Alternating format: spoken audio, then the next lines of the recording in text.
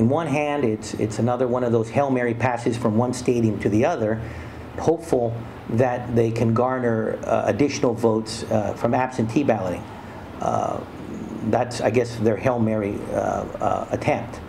As far as I'm concerned, either way, we won the election last time, and if you count the votes again, we're going to win it again. Governor Calvo says the passage of Bill 413, which requires that the Guam Election Commission conduct an audit or recount of absentee and provisional ballots cast in the 2010 election, is nothing more than a continuation of the mischief they experienced at the hands of the Gutierrez campaign during the election. The governor points to an example of the former director of the Department of Agriculture, Joe Torres, who was a known Gutierrez supporter who was caught trying to vote twice by precinct officials.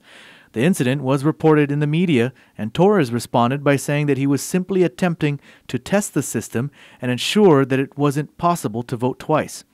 The governor is concerned that because this type of mischief has happened in the past, it may have happened again, which is why he's not comfortable with recounting the ballots so long after the election. We do believe that type of mischief may have already continued on, especially over this past year and a half, where there's no surety as to the sanctity of the ballots that they wish to count again. So again, this is just clearly another attempt by the Gutierrez camp to manipulate the 2010 electoral results. Well, that's interesting he would say that, because moments following the general election night, they commissioned his lieutenant governor's private security company to guard those ballots. Senator Respicio says it's his understanding that ballots are now being stored at the Superior Court. Nevertheless, the governor believes it was a fair fight, and it's time for everyone to move on. I want to hand it to him. He played he fought a good battle, but the fight is over.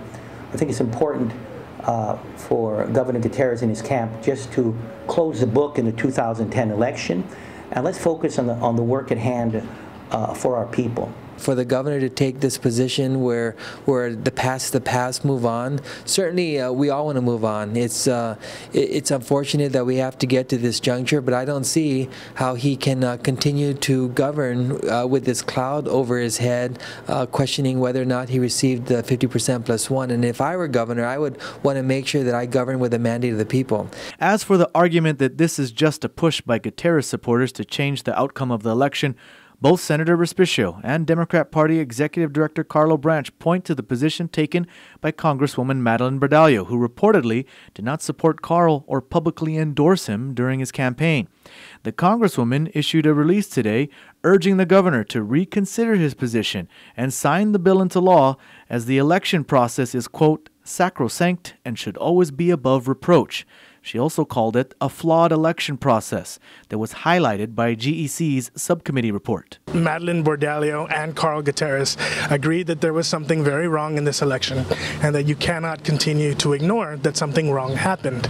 And my concern is that if Eddie Calvo is going to protect Eddie Calvo, and if Frank Blas is going to protect Frank Blas, then the Democratic Party, Madeline Bordallo and Carl Gutierrez, have a responsibility to protect everyone else.